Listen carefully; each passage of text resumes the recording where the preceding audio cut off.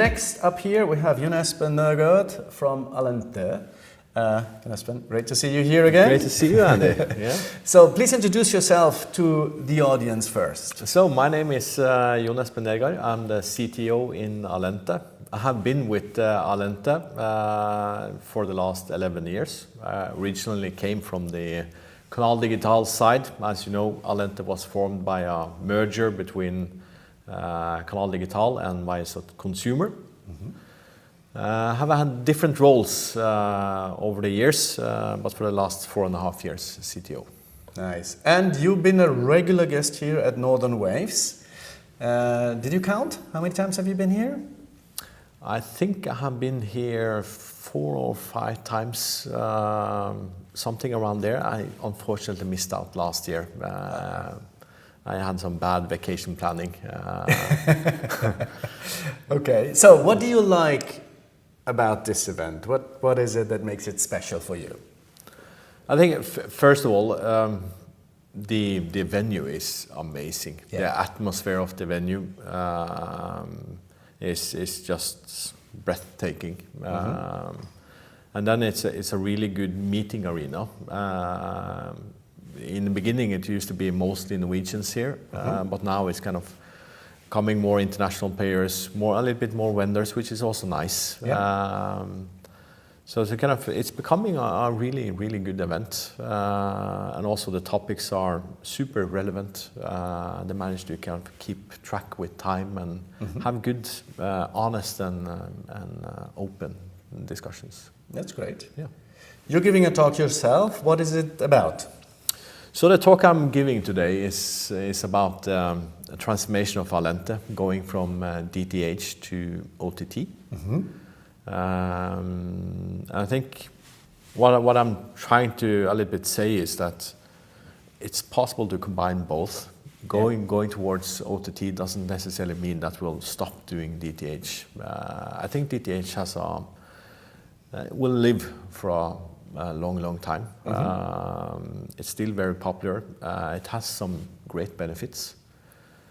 But the key learnings that we have made in a transition of going from DTH over to OTT is quite interesting.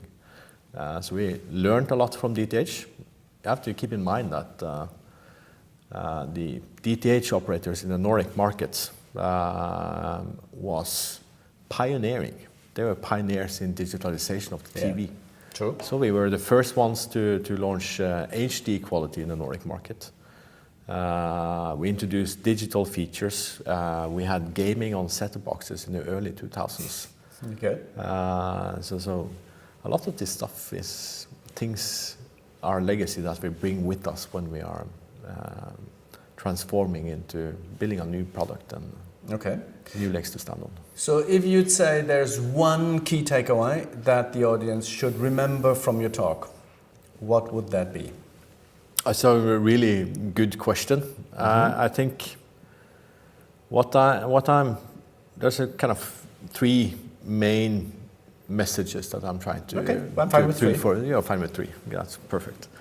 So first of all, never launch and leave. So when you build something for your customers, you need to stay with it and continue to develop it, or terminate it. Don't launch and leave. Don't just put something out there and say, hey, we're done, and then run to the next project. And then Get it out there. It half dies. It's a walking dead. Yes, it's a walking dead then. Yeah, okay. That's kind of one part of it.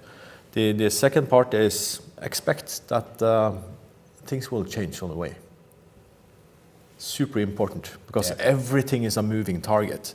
Your sales team, they will probably change they are creative people. They will change multiple times during the course of a month. So everything is a moving target. So expect that you need to change. Also expect that you make some mistakes on the road. It's totally fine.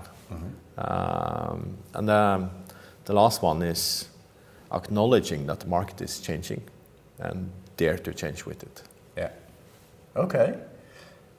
So I asked you the question before pretty much a year ago, my favorite question, when I did a panel with you, Mache, and your head of brand, Caroline. So it's, I give you $100 million what would you do with it? You can change the answer from last year. So what would you do with 100 million?